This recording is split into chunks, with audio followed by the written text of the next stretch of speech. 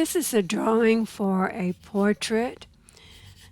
It is on Uart 400 grit, and I'm using a pastel pencil to do the drawing. There's a tick mark right in the center of the painting, just so I'll know where my halfway points are. One of the ways that I start drawing is to create a box that will contain all of the elements of the portrait. I don't want to go outside that box. It's the very faint lines that are on the outside.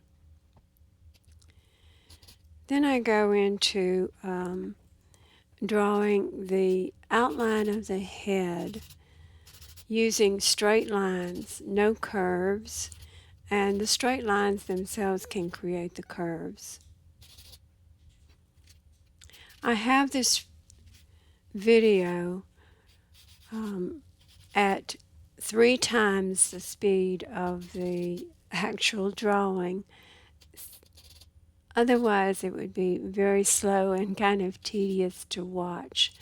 But you can see I mark horizontal, vertical placements, going back to my photograph to see where is something in relation to another point. What are the angles? What are the verticals? The horizontals? The angle of the camera on the surface of the paper that I'm drawing is at a little bit of an angle. So the painting is a little bit more distorted looking than it is if you're, from my angle, looking straight on it.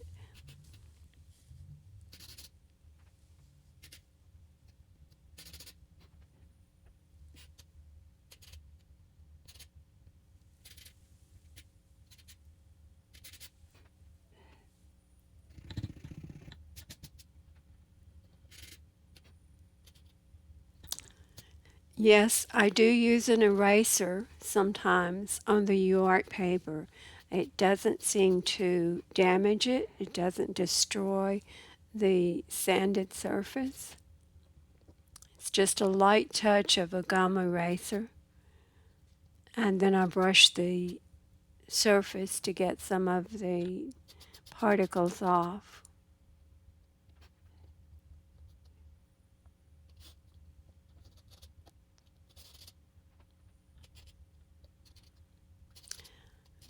The interesting thing, the thing that drew me to this particular reference photo is the tilt of her chin, the upward, almost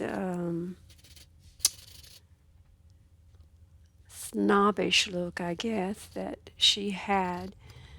I later decided that it's not that really she just was confident in herself, in her pose, in her posture. As well as I believe that she is a dancer.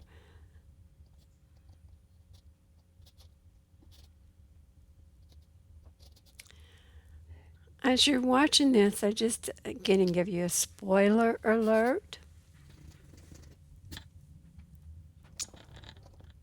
because I can see it just as I am looking at it through the video. The drawing is off, very much off, about 4 inches. Her face is much longer than I want it to be. So at this point, I don't know it. But when I come back to it from a break, I will see how far it is off, and I will start making those corrections.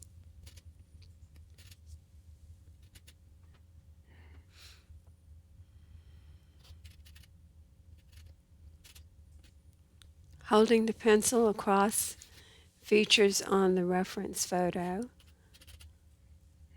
it's like a plumb line. I can see what relates to another feature.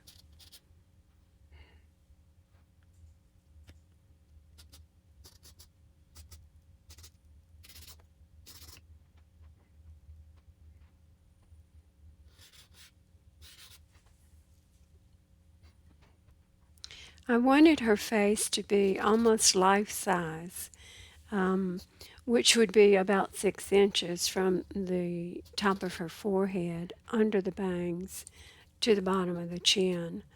I usually like drawing the female face at about 5 inches.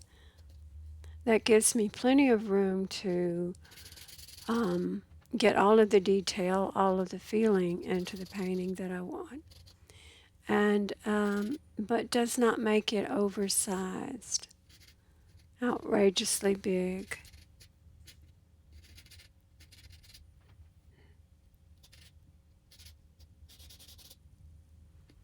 Drawing the shadows is a good reference point in any painting. If you have dominant shadows, it helps so much in the drawing, and that is the part that's working on right now.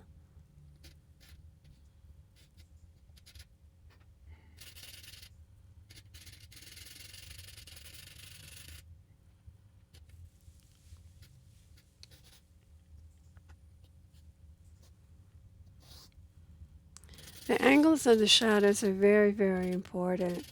They can't just be generalized. For instance, that shadow that's at her collarbone, right at the bottom of the throat, that bone is going across to the right-hand side, and that kicks that shadow forward, up, and out, and will help the final painting read correctly.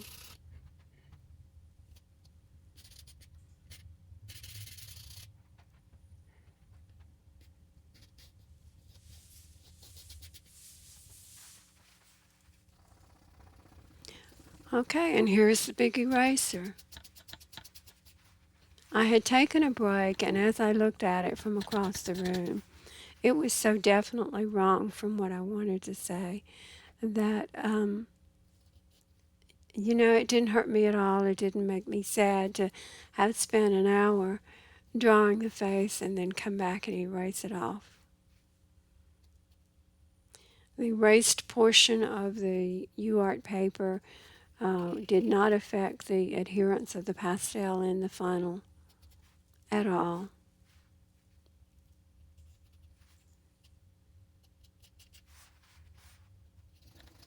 Where the background meets the nose, that is the sharpest edge in the entire painting. So I want that angle, of course, of the nose to get right, but it's also going to get the most attention because it is a sharp edge, or will be.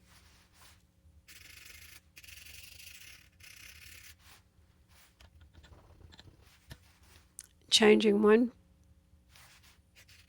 point on the painting, making it at a different place, means you have to change everything else. So the ear is being moved up to correspond with her other features.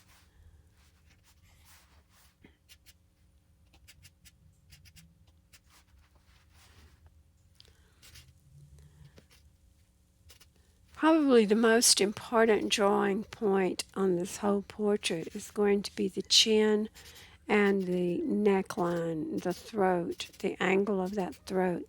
Very, very important to the finished product.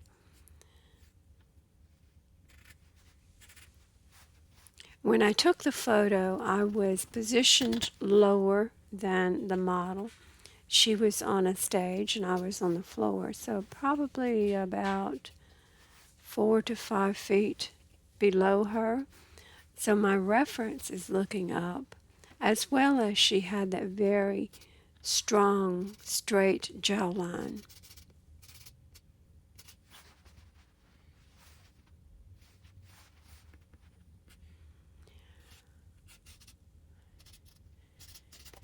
I use the iPad for my reference photos. The colors are more true than if I were to print the photo out, as well as I can enlarge by zooming or going further out to get a bigger picture.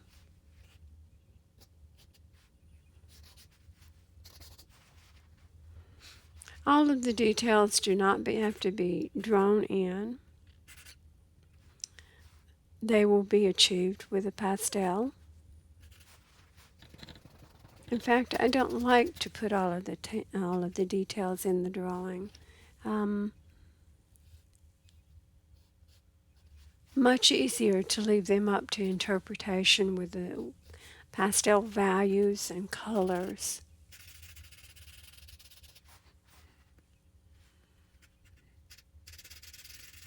But putting in the darkest darks of the shadows, those are really good guidelines throughout the painting. If those are in there from the beginning, it makes everything else stronger. You know you're off on the right foot if your shadows are working, as well as they give you the dimension from the beginning.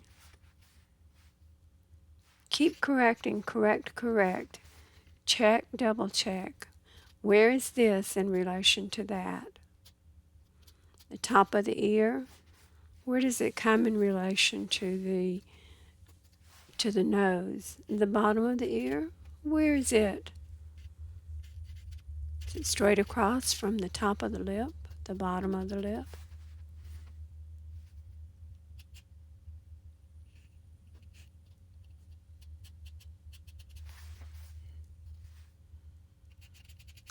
Those little references, like that line that's at the back of the lips, it looks very dark in the photo reference.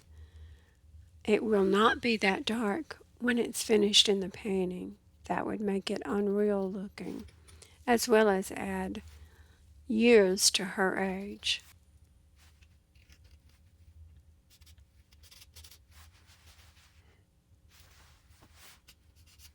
The first drawing, you see how much I have changed it. And there's the final drawing before I can begin with a pastel.